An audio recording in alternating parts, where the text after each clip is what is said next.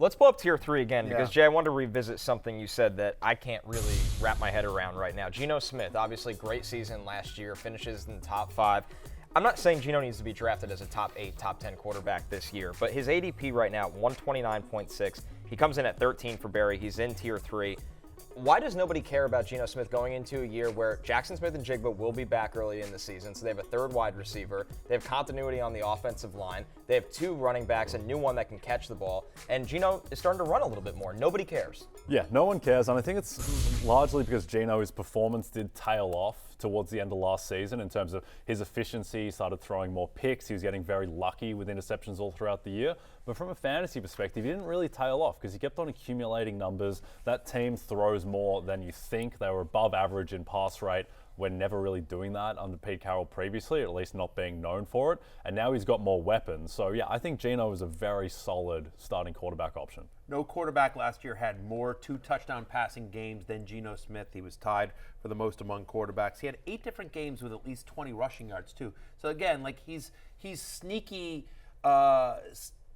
dual threat. Like he's not a guy like, he's not Josh Allen or Lamar Jackson, but he's in that Trevor Lawrence, Justin Herbert range where he'll get you 20, maybe 30 yards a game rushing. Like he's more mobile than he gets credit for. And speaking on what you just said about Daniel Jones, it was literally the same scenario almost for Geno Smith, right? Yeah.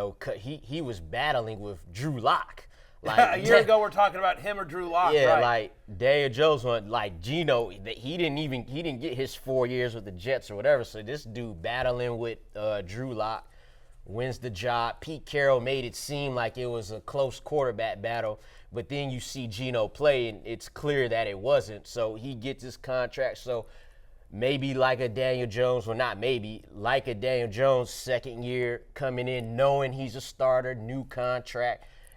Let's see what happens. And the other thing is that, and Connor, you know this too, we talked about this in the pre-draft process. There were some rumors that, the Seahawks at 5 might draft a quarterback. Could they go get Anthony Richardson? That was the guy. That was the guy that they were talking about. Would they move up to get Anthony Richardson? If Anthony Richardson fell to them at 5, would they take him?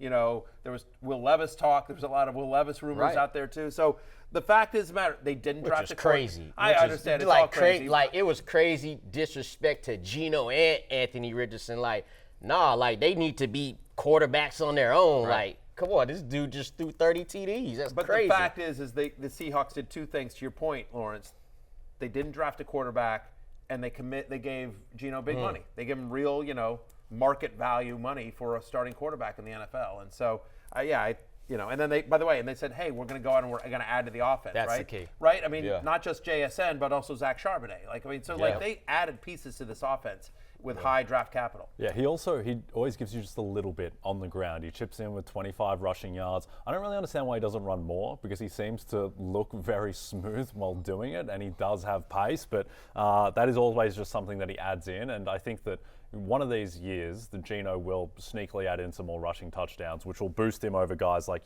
Kirk Cousins, who don't have that upside. Hey, it's Matthew Berry from NBC Sports and RotoWorld.com. Just want to thank you so much for watching what you just watched, or at least being too lazy to click out of it after the autoplay just kept it going. So either way, thank you so much for just letting it scroll by your screen. And now I'd like to ask you respectfully, please subscribe to the NFL on NBC YouTube channel for the latest NFL news, fantasy headlines from RotoWorld, and betting analysis from NBC Sports Edge.